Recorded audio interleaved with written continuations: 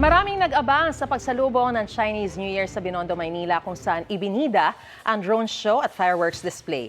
Ang ilan nagtitinda naman ng mga pampaswerte 24 oras ng bukas. Live mula sa Maynila, may unang balita si Bam Alegre. Bam, kung hey Patchoy!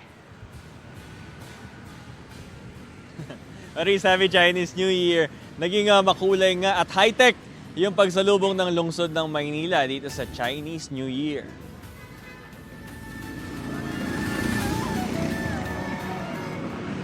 Sabay-sabay umangat ang mga drone bago ang hating gabi para sa pagsalubong sa Chinese New Year sa Maynila. Naging maningning ang drone and light show habang bumubuo ng iba't ibang hugis.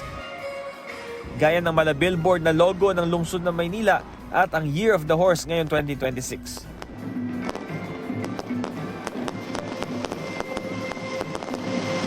Paghudyat ng alas 12 na hating gabi, nagliwanag ang paligid sa makulay at maingay na community fireworks display.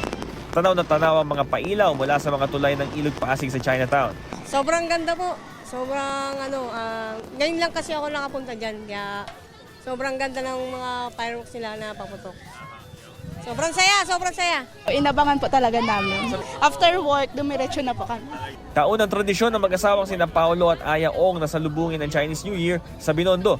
Bumiyahe pa sila mula San Jose del Monte, Bulacan para sa perfect attendance. Yearly ginagawa namin to kasi yung husband ko is Chinese po. May blood siya ng Chinese. And we drove here all the way from Bulacan just to witness the fireworks and yung drone. And then tomorrow, nandito rin kami ulit eh. Dami talaga tao. Usually, ganun naman talaga, yearly, ganun naman talaga yan. Maaga pa lang, nagtipon na mga tao sa Jones Bridge at maging sa Pasig River Esplanade para salubungin ang Chinese New Year. Para tiyakin ang kaligtasan sa lugar, nakabantay ang pulisya. Matapos ang fireworks display, nanatiling bukas ang mga ilaw ng Binondo sa magdamag. May ilang 24 oras din nagtinda ng mga pampaswerte tulad ng mga lucky, palay at pinya na tig 50 pesos. Maliliit na pampaswerte panamuti na 3 for 100 pesos, malalaking pasabit na mula 300 pesos at prosperity basket na 700 pesos. Mabibili rin ang tikoy mula 75 hanggang 200 pesos, depende sa size. Sa matagumpay na pagsalubong sa Chinese New Year, kapayapaan ang naging panawagan ni Manila City Mayor Isko Moreno. Happy New Year po sa inyong lahat.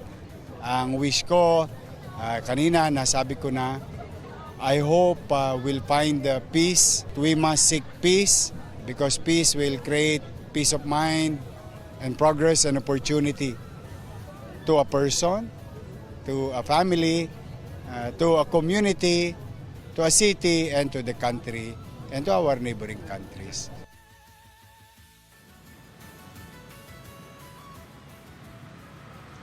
Maris, nagkaroon ng mga road closure nung salubong program. Pero ngayon, all roads accessible na dito sa Binondo na oldest Chinatown sa mundo. Itinatagyan nung panahon ng mga Kastila noong 1594. Ito ang unang balita mula rito sa Chinatown. Bam Alegre para sa GMA Integrated News.